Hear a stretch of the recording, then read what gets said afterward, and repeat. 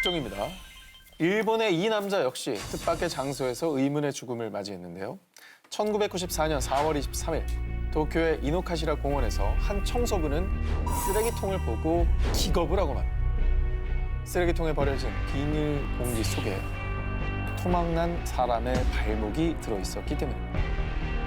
경찰들은 곧바로 공원 전체의 쓰레기통을 샅샅이 수색했는데요. 그 결과 공원 내에 있는 7개의 쓰레기통에서 무려 27조각으로 토막난 사체를 발견.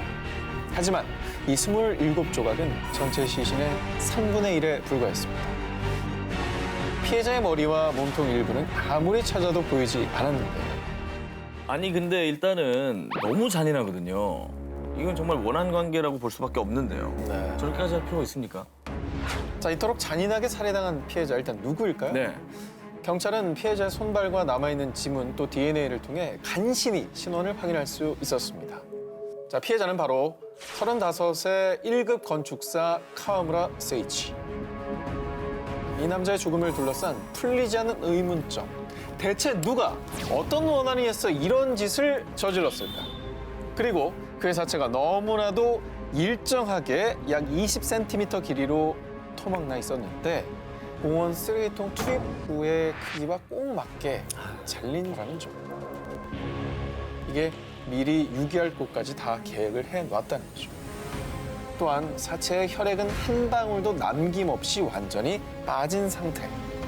게다가 가장 미스터리한 건 매일 수많은 사람이 오가는 공원에서 어떻게 그 어떤 목격자도 없이 시신을 이렇게 여러 곳에 쓰레기통에 유기할 수 있었던 것일까?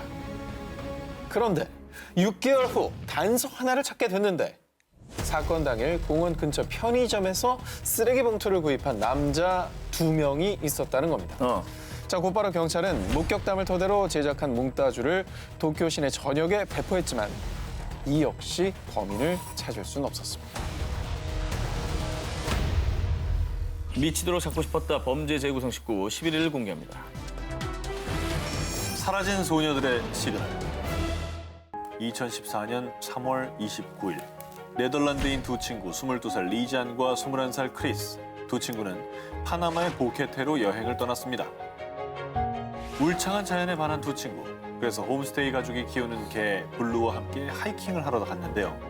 그런데 어두운 밤이 될 때까지 두 소녀는 돌아오지 않고 데리고 갔던 반려견 블루만 혼자 집에 왔습니다. 뭐죠? 왜? 경찰들은 곧장 수색을 시작했는데 하지만 그녀들의 모습은 어디에도 없었고요. 결국 파나마 당국은 특수부대를 동원, 그리고 두 소녀의 모국인 네덜란드 경찰팀까지 가세 수색에 총력을 다했습니다. 하지만 무려 10일 동안 숲을 샅샅이 뒤졌음에도 그녀들의 흔적은 발견되지 않았죠. 아 어디로 갔을까요? 그러게요. 갈 데가 없잖아요. 저기 뭐 산인데. 대체 어디로 간 거죠? 그런데 그녀들이 실종된 지 10주가 지났을 무렵 단서 하나가 발견됐습니다. 리잔이 메고 나간 파란색 가방이 발견된 건데요. 그런데 이 가방이 발견된 곳은 홈스테이 지역인 보케테에서 걸어서 무려 15시간이나 걸리는 한 강둑이었습니다. 가방 안에는 현금 83달러와 여권, 물병, 카메라, 속옷, 그리고 스마트폰 2대가 있었습니다. 네. 경찰들은 이 스마트폰으로 역추적을 시작했죠. 그녀들이 하이킹을 떠난 날은 4월 1일. 그런데 하이킹 시작 몇 시간 만에 그녀들은 네덜란드와 파나마의 응급 전화번호로 긴급 전화를 시도했습니다. 하지만 신호가 잡히지 않아 전화 연결에 실패. 하지만 이후에도 멈추지 않고 이후 7일과 10일 사이에 긴급 전화를 한 횟수가 무려 77번. 게다가 더 미스터리한 건 스마트폰에 저장된 사진들이었는데요. 카메라 안에는 하이킹을 떠난 4월 1일 즐겁게 등산로를 오르는 두 소녀의 모습도 담겼는데 근데요?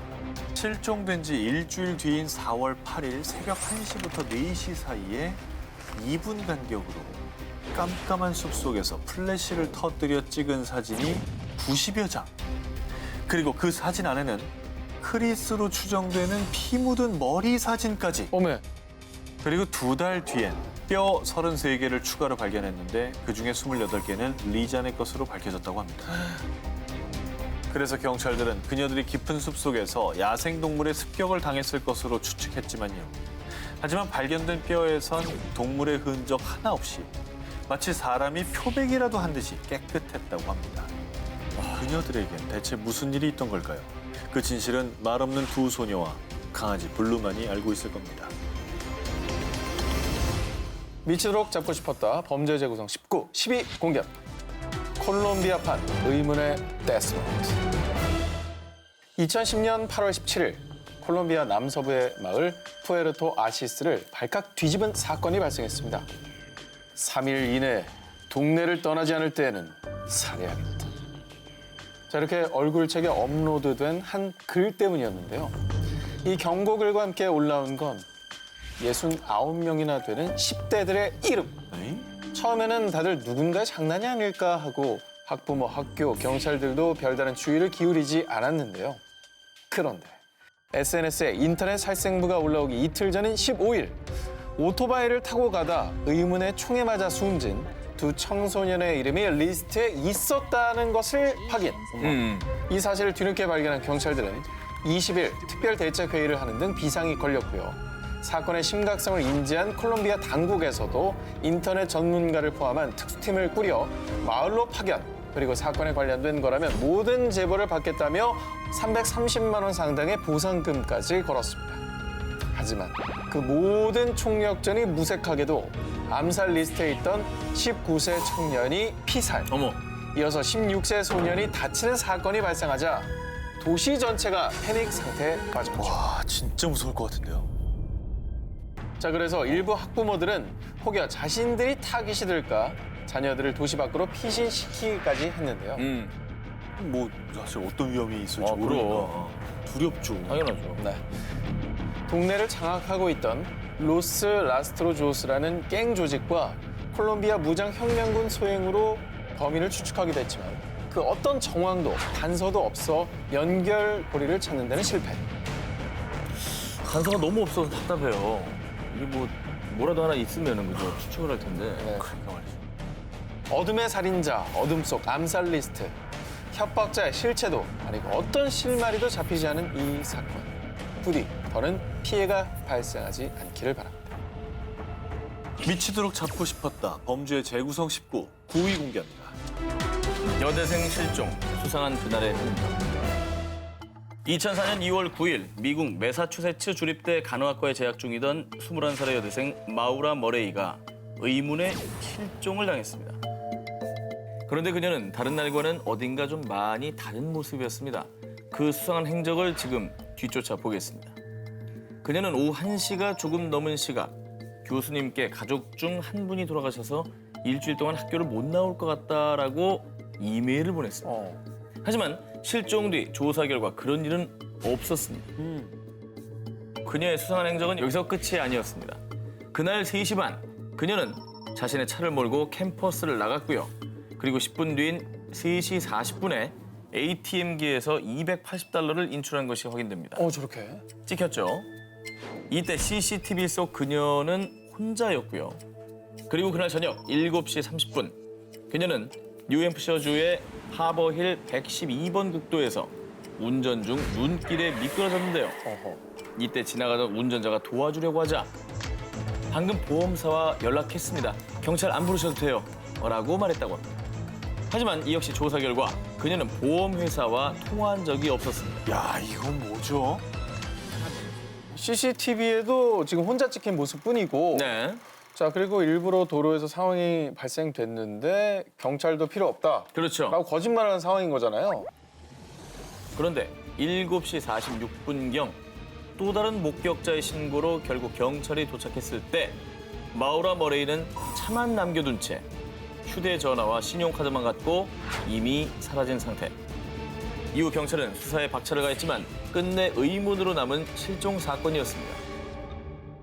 그런데 말입니다.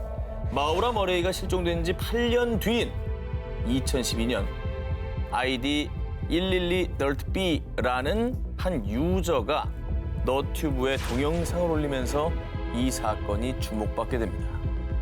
첫 번째 영상에는 누군가 차 안에서 어딘가를 비추고 있는데 그 장소가 바로 마우라 머레이가 실종된 곳입니다.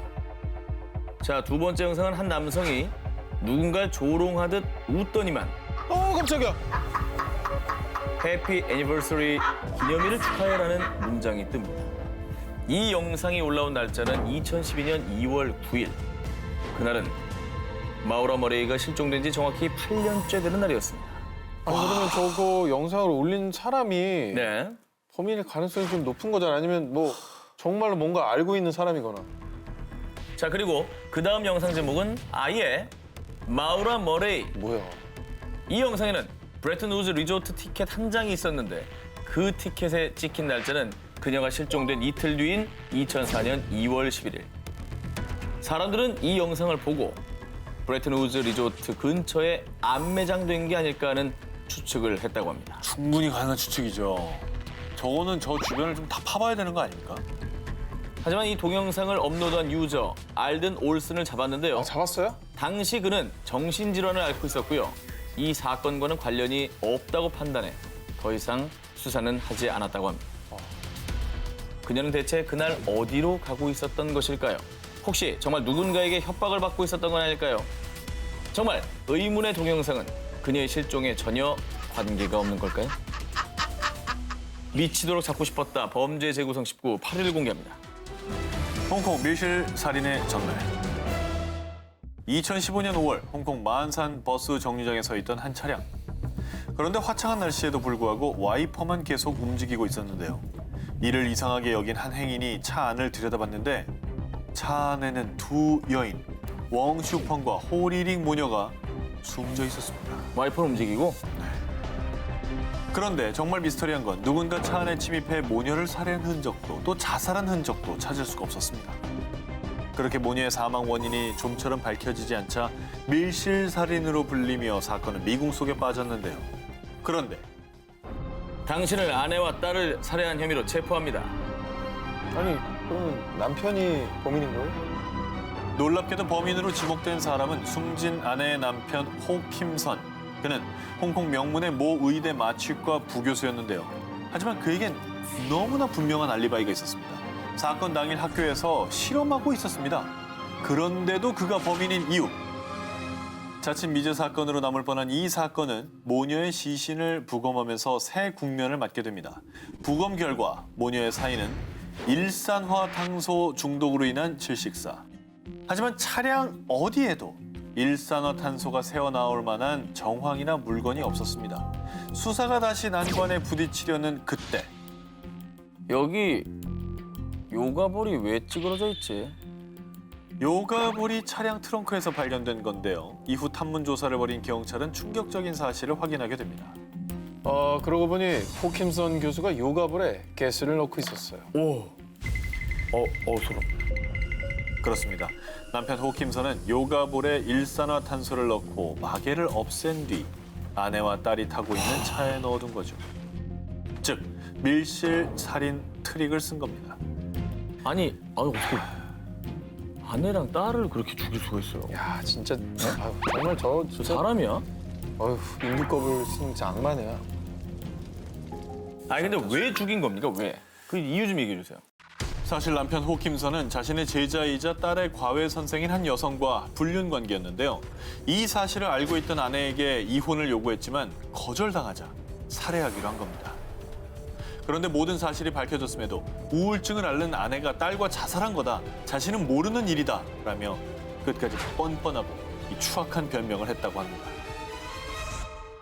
미치도록 잡고 싶었다. 범죄 재구성 19 7일을 공략. 빨간 곰공 미스터리. 2014년 12월 12일 정오. 미국 펜실베니아의 9.11에 걸려온 한 통의 정. 숲에서 사람 머리를 발견했어요.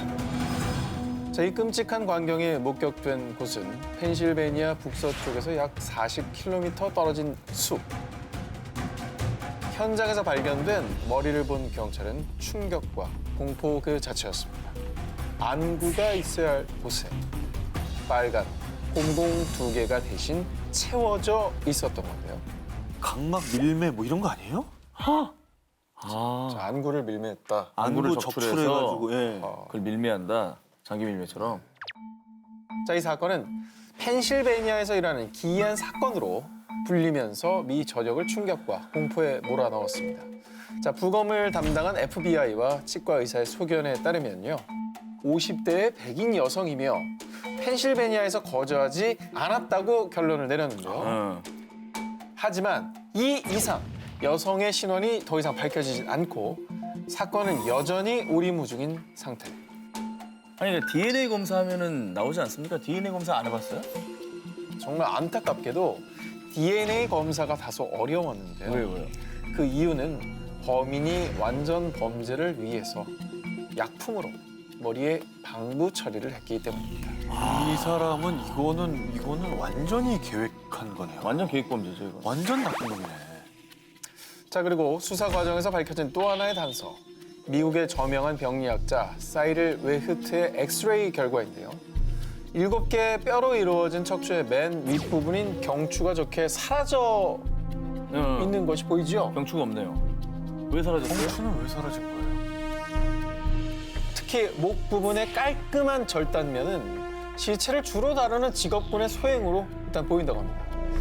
그럼에도 불구하고 그렇다면 처음에 발견된 대체 빨간 공은 왜? 빨간 공에 대한 의문은 풀리지 않는 상황이죠. 하지만 조금씩 희망이 보이는 건 3차원 스캐닝 기법을 통해 피해자의 얼굴을 복원하는 데는 성공. 석고로 이 모형이 제작되어 공개가 저렇게 됐는데요. 자, 하루빨리 피해자의 신원과 사건의 진상이 밝혀져 이 극악무도한 범죄자가 꼭 법의 심판을 받길 기원합니다. 미치도록 잡고 싶었다. 범죄의 재구성 19 6위 공개합니다. 누가 피자맨을 죽였나? 2003년 8월 28일 오후 미국 펜실베이니아주 모 은행 15분 안에 25만 달러를 가방에 담으시오. 이어서 남자는 자신의 티셔츠를 들어 보였습니다. 놀랍게도 그의 목에는 폭탄이 설치돼 있었습니다. 자살 폭탄 강도입니까? 그렇게 추측할 수 있죠. 봐야 될 텐데. 네. 긴급 출동한 경찰들이 곧바로 그를 포위했는데요.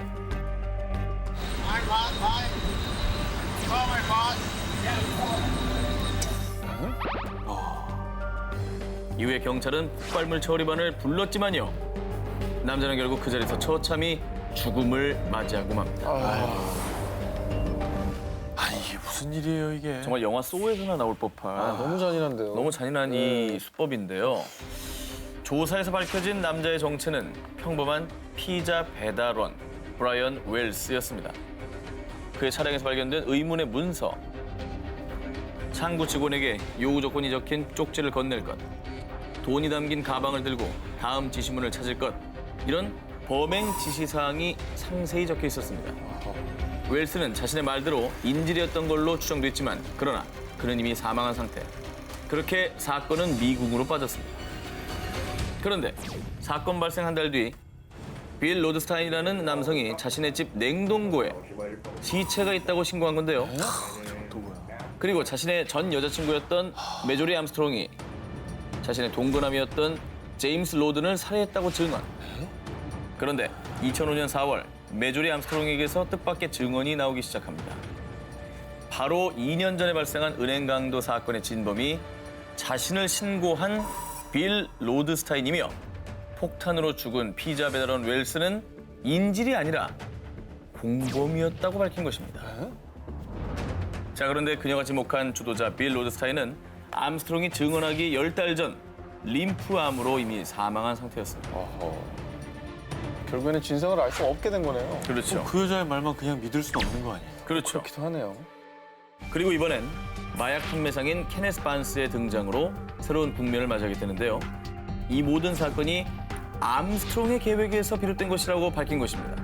게다가 그를 인질 역할로 설득해 범행에 참여시켰다고. 범인이 잡힌 뒤에도 여전히 풀리지 않는 의혹들. 과연 피자 배달원 웰스는 공범이었을까요? 그리고 이런 짓을 꾸민 진짜 주동자는 누구일까요?